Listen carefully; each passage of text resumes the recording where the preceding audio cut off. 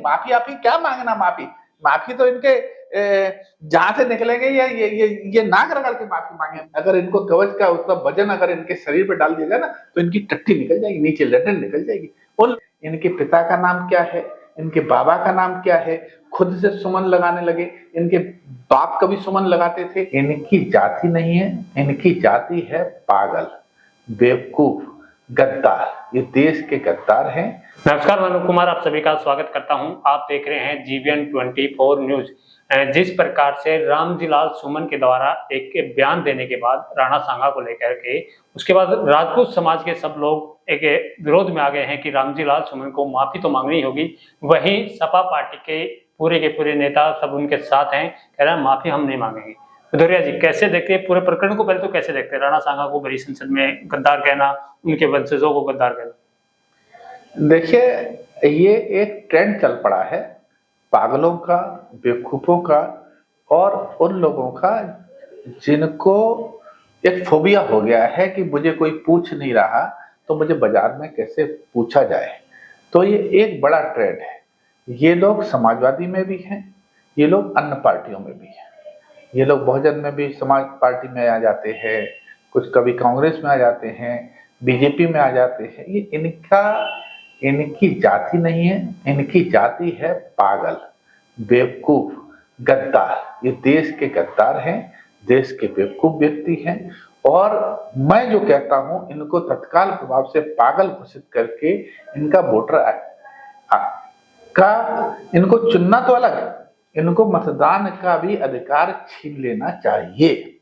ये वो जाति के लोग हैं। ये कभी मीरा पर सवाल कर देते हैं, कभी राणा सांगा पर सवाल कर देते हैं, कभी प्रताप पर सवाल कर देते हैं।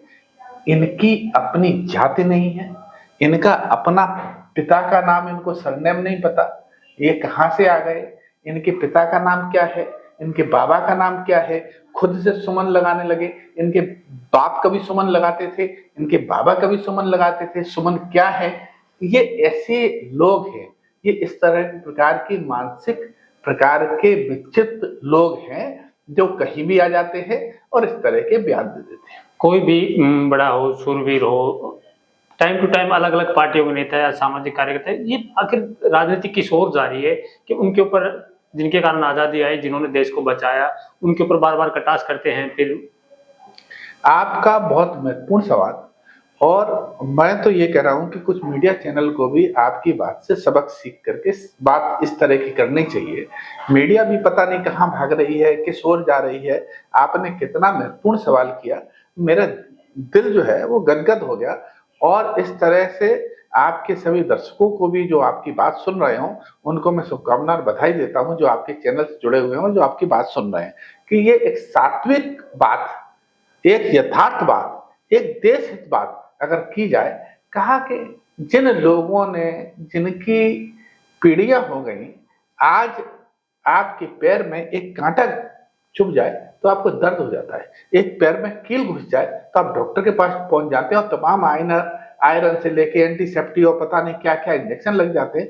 इनके रामजीलाल सुमन के पैर में एक कील घुसेड़ी जाए हथौड़े से, तब इनको पता चले कि उससे तुलना जिसके पास 50 घाव, 60 घाव, 70 घाव, 80 घाव छाती पे लगे हुए हैं, वो लड़ रहे हैं, उनसे तुलना जिन रानियों ने अपना सर काट करके अपने राजा को दे दिया कि जाइए युद्ध लड़िए, कभी आपको मेरी याद ना जाए, उनसे तुलना जो जिनका एक हाथ कट गया और एक हाथ से तलवार लड़ रहे हैं और एक हाथ से कर रहे हैं, उनसे तुलना, उन मीरा से तुलना, उन राणा से तुलना, उस प्रताप से तुलना, उनके भाले का जो कवच पहनते थे ना, उसमें ये दब जाएंगे।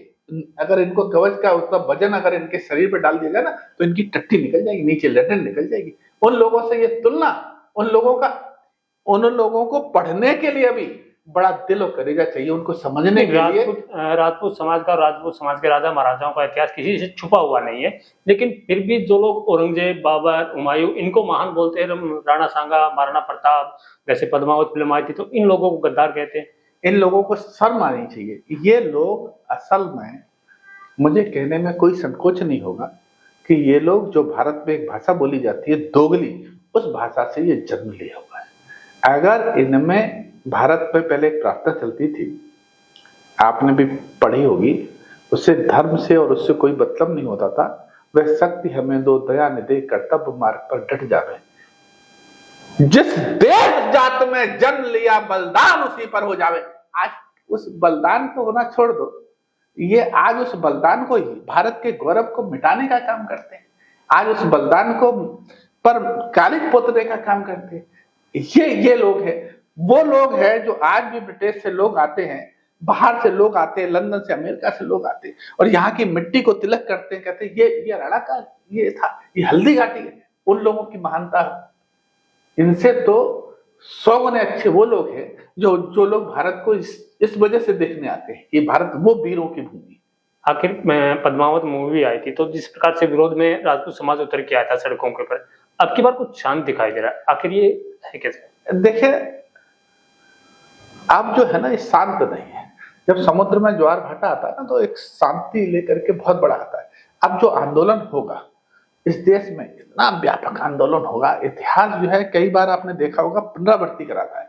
इतना अगर ये लोग और सरकार अगर तत्काल प्रभाव से इन जैसे लोगों पर बड़ी कार्रवाई नहीं करती, छोटी मोटी कार्रवाई नहीं, माफी क्या मांगना, माफी तो इनके जहां से निकलेंगे ये नाक रगड़ के माफी मांगे अभी क्या नाक रगड़ के माफी मांगे, वो करेंगे मैं तब तक जिंदा हूं माफी मांगूंगा। वो अगला बयान हम आपको बताएंगे ना। अभी तो आप जब आदमी घर में है ना, तो आप बड़ी बड़ी बातें कर लेता है। जब बाहर आएंगे यही लोग, तो जब मत मांगने जाएंगे ना जनता के सामने, उस समय इनका क्या हाल होगा, क्या रहेगा, जनता के बीच में जाएंगे। अभी आप सदन में बैठ के कुछ भी कर ले, अपने घर में बैठ के अभी किसी को भी गाली दे दे, आप दे दे, क्या बिगड़ रहा है? ये भारत है, यहाँ तो गाली की आजादी दी हुई है। और इस समय की जो परिस्थितियां चल रही है, उस सूरवीर वही है, बड़ा महान वो है जो गाली बकले, जो इतिहास के साथ छेड़छाड़ कर दे, जो इतिहास की बातों को कर दे।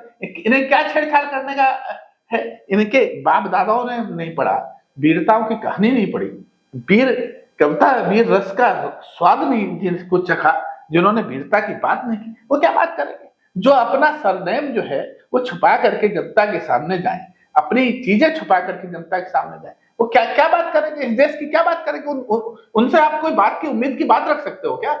इनसे तो सिर्फ इनको तो तत्काल प्रभाव से पागल घोषित कर देना चाहिए। सरकार से मैं कहता हूं कि बड़ा से बड़ा कठोर कदम उठाना चाहिए। अगर सरकार ने कठोर कदम नहीं उठाया तो एक बहुत बड़ा उग्र आंदोलन इस देश को देखना पड़ेगा।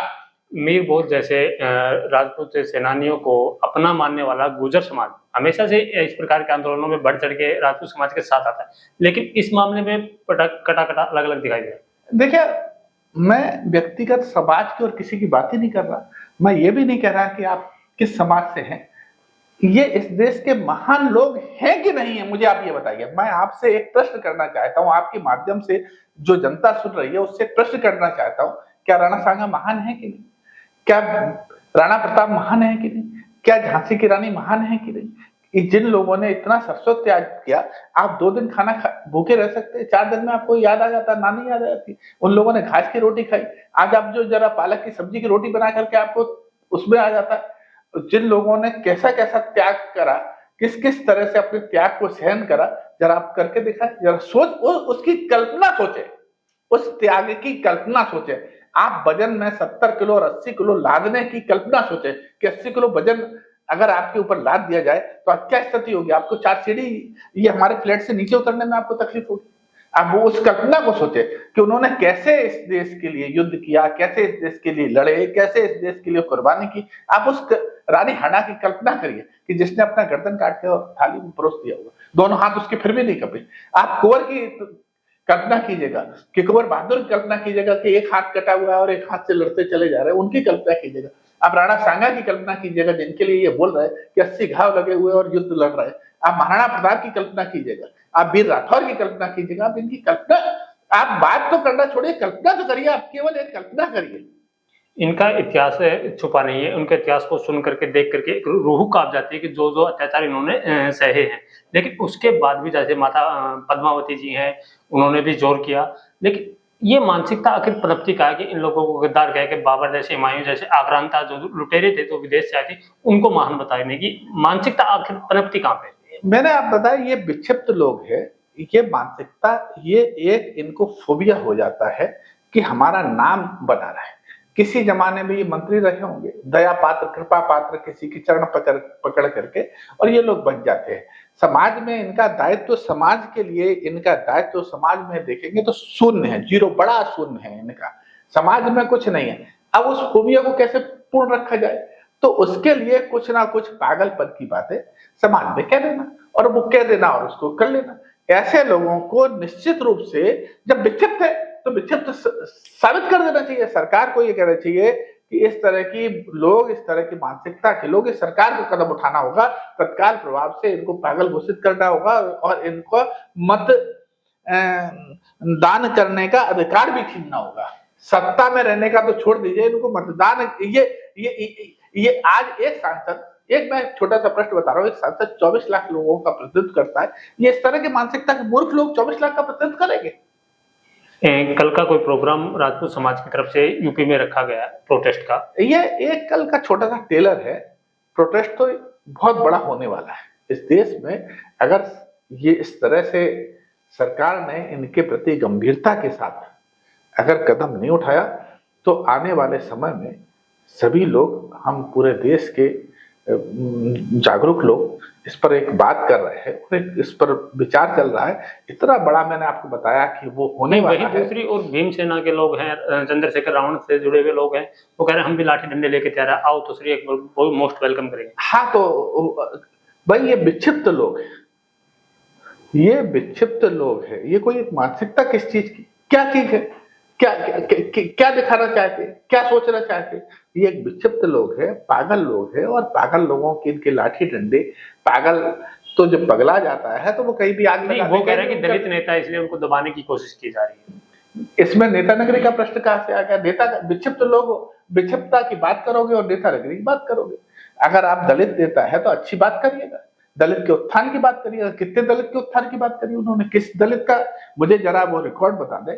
जब वो दलित नेता है, उनको सर, आपके प्रश्न से उनको शर्म आनी चाहिए। अपने आप के नाम के आगे दलित लिखते हैं क्या? आप अपने नाम के आगे सुमन लिखते हैं, फूलों का हार लिखते हैं। सुमन एक फूलों का नाम है, फूलों का गुलदस्ता अपने आप को बताना चाहते। ये लोग वो नाम रखना चाहते हैं जो समाज में एक प्रचलितता है। ये फिर अपनी जाति पर अगर बात करते हैं, दलित पर बात करते हैं, तो दलित, आप मिठाई तो खाना चाहते हैं, माला माल खाना चाहते हैं कि मिठाई हमें मिल जाए, और अच्छा अच्छा खाना चाहते हैं, गप गप, और कड़वा जाए तो उसको उगलना चाहते हैं।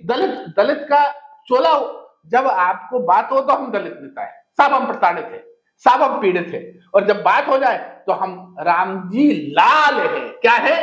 हम राम, और जी में खुद ही खुद, कोई जी लगाएगा ना लगाए तो हम जी लग गए। भगवान का नाम रख लिया बाप ने, राम, और जी खुद में लगा लिया, और फिर लाल हो गए। गुदड़ी के लाल कहां के बनेंगे? गुदड़ी के लाल आ गए, लाल किले के लाल आ गए। फिर उसके बाद भी ये बाप दादाओं का दिया हुआ था, तब कुछ नहीं मिला, तो नाम खुद के आगे फिर वो जो जाति रही होगी, बाप दादा का नाम, वो लिखने में शर्म आएगी। आप गूगल पे सर्च करिए कि इनके बाप का नाम क्या, सर्च करिएगा ना, क्या नाम लिखा हुआ पिता का, उसमें भी सुमन लिखा है क्या? फिर सुमन आ गए। नहीं, आजकल एक ट्रेंड चला हुआ है किसी भी स्वतंत्रता सेनानी पे या किसी भी बड़े नेता पे, जैसे हरियाणा में भी आपने देखा होगा, चौधरी देवलाल की मूर्ति कंधे के ऊपर चढ़ करके अभद्र डांस करना, उसके बाद उनकी यूनिवर्सिटी के बाहर जाके एक लड़की द्वारा अभद्र टिप्पणी करना, उसके बाद क्या माफी मांग लेने से सब कुछ शांत हो जाता है?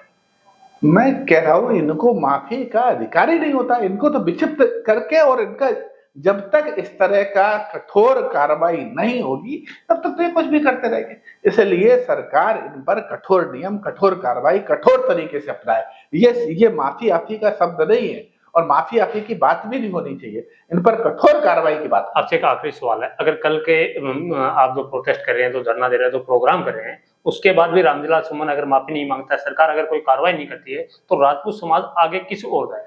बहुत बड़ा एक आंदोलन होगा, और मुझे कहने में कोई संकोच नहीं कि उसको उग्रता भी आ सकती है, क्योंकि क्षत्रिय वीरता का एक उदाहरण भी आपको शीघ्र ही बड़े पैमाने पे बहुत तगड़ी स्थिति पर देखने को मिलेगा। जब जन जागरण हो जाएगा, जब आदमी के अंदर निकलेगा, तब उसमें एक वीरता की बात होगी। वो एक क्षत्रिय राजपूत या नहीं, वो एक टोटल समाज की बात होगी। आज आप अपनी बात को मैं 1 मिनट, केवल राणा सांगा क्या राजपूतों के लिए थे? क्या इस देश के लिए नहीं है? क्या हम जो प्रार्थना करते हैं उनके लिए नहीं है? क्या उस जन्म की मट्टी के लिए नहीं? क्या भारत के बलिदान के लिए रक्षक नहीं थे? क्या यहाँ जो लोग रह रहे हैं उनकी रक्षा करने के लिए उन्होंने अपनी कुर्बानी नहीं दी?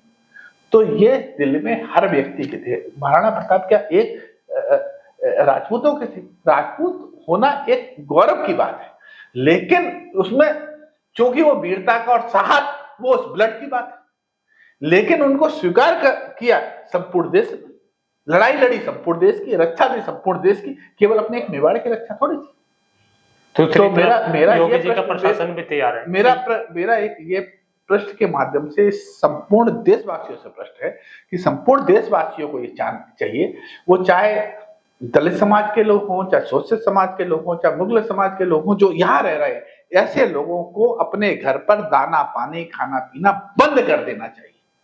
दूसरी ओर और अगर इस तरह के लोगों का नहीं किया जाएगा तो उनका संपूर्ण बहिष्कार कर देना चाहिए। आपने कहा उग्र आंदोलन भी होगा, लेकिन दूसरी ओर योगी जी जिस नाम से फेमस है कि कोई भी उग्र आंदोलन करने की कोशिश की जाती है तो वहां दे दनादन और संपत्ति जब्त होती है, उनसे कैसे बचेंगे? ये देशव्यापी है, कोई एक उत्तर प्रदेश में नहीं हो रहा, ये तो पूरे संपूर्ण भारत में हो रहा है कि किसी स्टेट में नहीं हो रहा, ये संपूर्ण देश में हो रहा है। संपूर्ण देश की बात करिए, एक प्रदेश की बात मत करिए, एक प्रदेश की तुलना मत करिए।